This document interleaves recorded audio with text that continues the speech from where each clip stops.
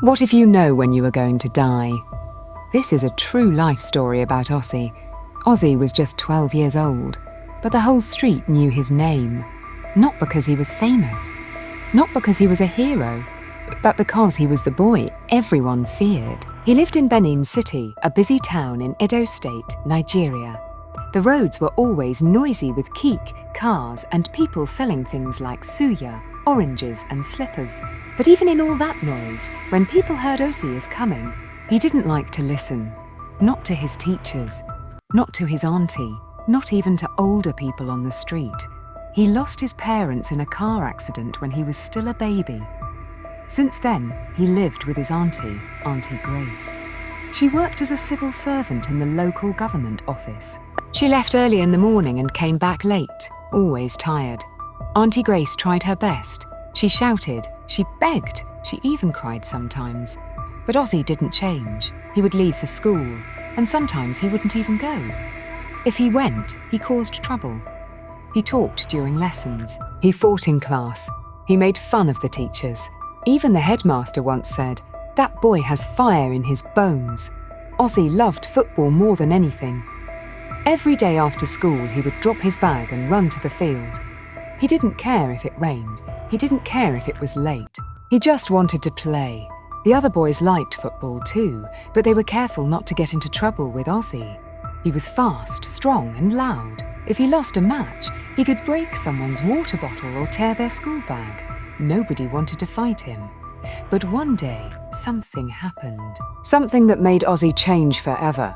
That day started like every other day, but it did not end like any day he had ever known.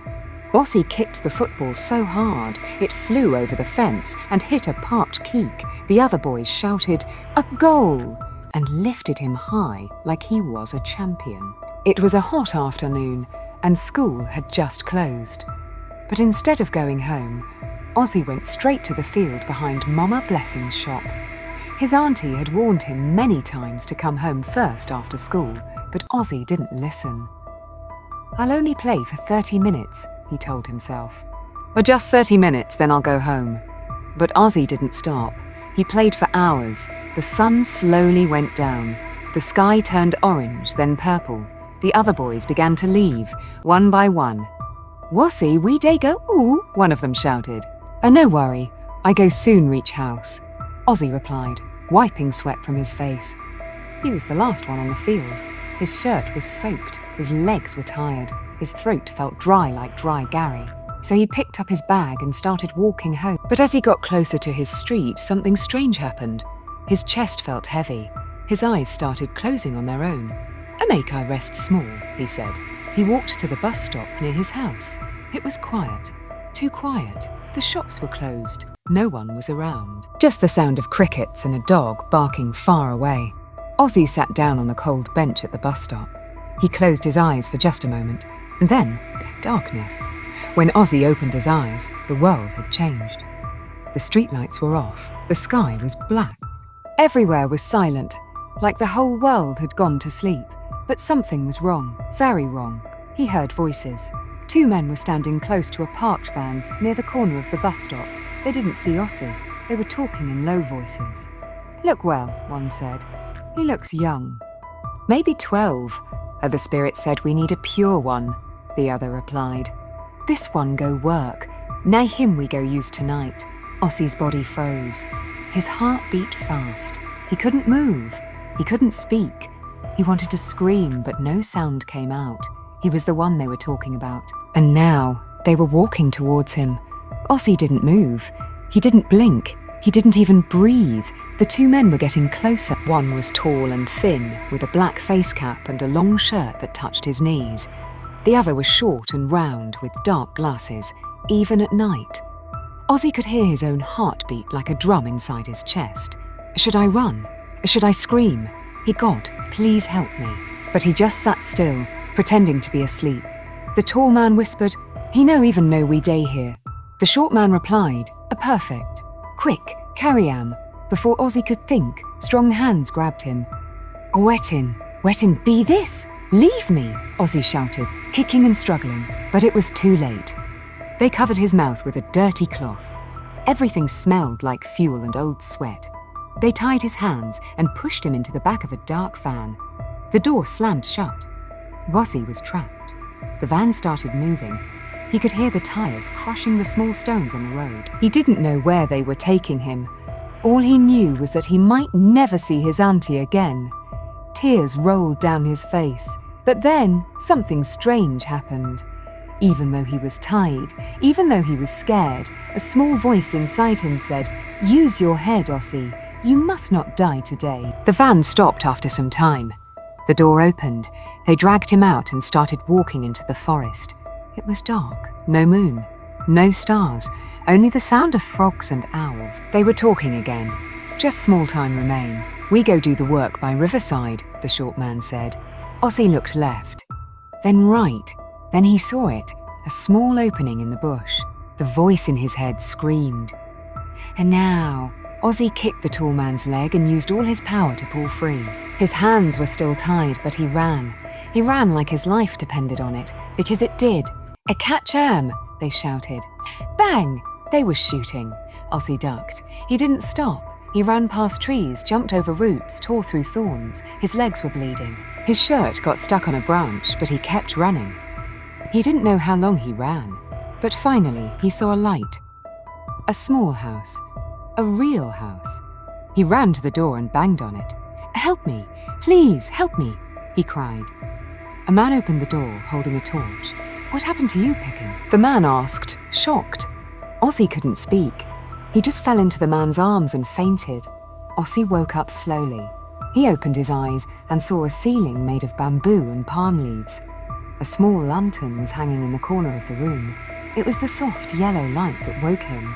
His whole body hurt. His legs had scratches. His head was pounding. His hands were still tied, but someone had loosened the ropes. He sat up slowly. A kind-looking old man walked into the room.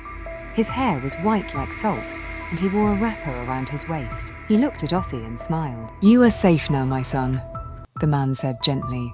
"My name is Baba Esiosa. You fainted outside my house last night. What happened to you?" Ossy's eyes filled with tears. He didn't know how to explain. The fear came rushing back.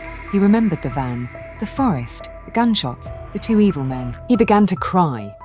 Baba Esiosa came close and sat beside him. "Take your time," he said. "You don't have to talk now. I already called the village chief. He is on his way, and we've sent someone to the police." Ossy sniffed and nodded. This was not a dream. He was really alive. He escaped.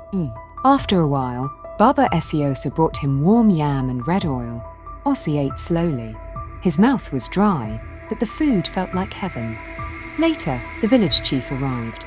He was a big man with a serious face, wearing a native cloth and holding a walking stick. He asked Ossy everything. This time, Ossy told the full story. From football to the bus stop, from the two men to the forest, and how he escaped. The chief listened carefully. The chief said, "This is not the first time we've heard of such things in this area, but now we have someone who survived. Ossy, you are brave, you are lucky, and you are strong." He looked at Baba Esiosa. "I take care of him until the police come. And we must go into that forest tomorrow. We will find those wicked men." Ossy was afraid. For the first time, someone was calling him brave. He thought about Auntie Grace. She must be worried sick. "I want to go home," he whispered. "Don't worry, Ossy," Baba Esiosa said. "You will. But first, you need to rest. You are a hero now."